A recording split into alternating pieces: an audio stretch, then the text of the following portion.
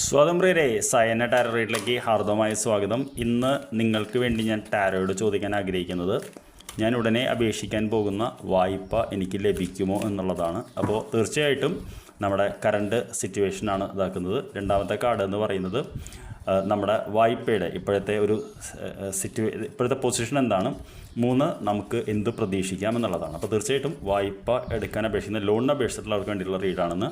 അപ്പോൾ കറണ്ട് നമ്മുടെ ഇതെന്ന് പറയുന്നത് വളരെ നല്ല കാർഡാണ്. പ്രോസ്പെരിറ്റി ബിഗിൻസ് എന്ന് പറയുന്ന കാർഡാണ് കറണ്ട് സിറ്റുവേഷൻ. അപ്പോൾ പ്രോസ്പെരിറ്റി ബിഗിൻസ് എന്ന് പറയുന്ന കാർഡിൽ നിങ്ങൾക്ക് ചിത്രത്തിൽ കണ്ടാൽ അറിയാൻ പറ്റും. നമ്മൾ ചെറിയ കുട്ടിയായിരുന്നപ്പോൾ നമ്മൾ മരം ഒക്കെ നട്ടു വളർത്തുന്നതിൽ പോകുമ്പോൾ നിങ്ങൾ കണ്ടറിയാൻ പറ്റും, ഒരു ചെറിയൊരു മരത്തൈ വെച്ചിട്ടുണ്ട്. അതിനെ മണ്ണിൽ ഇതാക്കുകയാണ്. മരത്തൈ ചെറിയ ഫ്രൂട്ട്സ് ഒക്കെ കാണാൻ പറ്റുന്നുണ്ട്. പക്ഷേ സത്യം പറഞ്ഞാൽ ഇതിങ്ങനെ വളരുന്ന ഒരു ആദ്യ സ്റ്റേജിലാണ് നിൽക്കുന്നത്. അപ്പോൾ തീർച്ചയായിട്ടും നമ്മളൊരു പുതിയൊരു പ്രൊജക്റ്റ് തുടങ്ങാനോ പുതിയൊരു കാര്യത്തിന് വേണ്ടിയിട്ടാണ് വായ്പ എടുക്കുന്നതാണ് ഞാൻ മനസ്സിലാക്കുന്നത്. സിറ്റുവേഷൻ വളരെ നല്ലതാണ്. ലോണിൻ്റെ പൊസിഷൻ എന്താണെന്ന് ഞാൻ ചോദിച്ചപ്പോൾ സ്പിരിച്വൽ സ്ട്രെങ്ത് എന്ന് പറയുന്നതിലാണ് നിൽക്കുന്നത്. അതായത് ലോൺ എന്ന് പറയുന്നത് വളരെ സീരിയസ് ആയിട്ടുള്ള അണ്ടർ കൺസിഡറേഷനിലാണ്. അതായത് അത് തരണമെന്നും തരണ്ടെന്നുമുള്ള 2 സ്റ്റേജിലാണ് നിൽക്കുന്നത്. നിങ്ങൾ കണ്ടാൽ അറിയാൻ പറ്റും. അപ്പോൾ കുറച്ച് കാലമായിട്ടുണ്ട് നമ്മളത് അപേക്ഷിച്ചിട്ട്.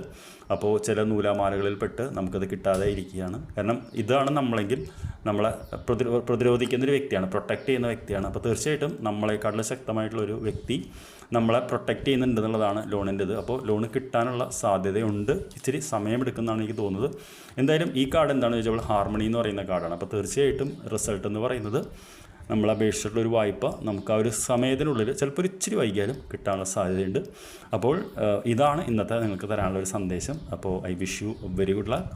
നിങ്ങൾക്ക് വായ്പ കിട്ടി നല്ല രീതിയിൽ ജീവിതം മുന്നോട്ട് കൊണ്ടുപോകാൻ പറ്റട്ടെ. നിങ്ങളുടെ സംരംഭങ്ങൾ വിജയിക്കട്ടെ.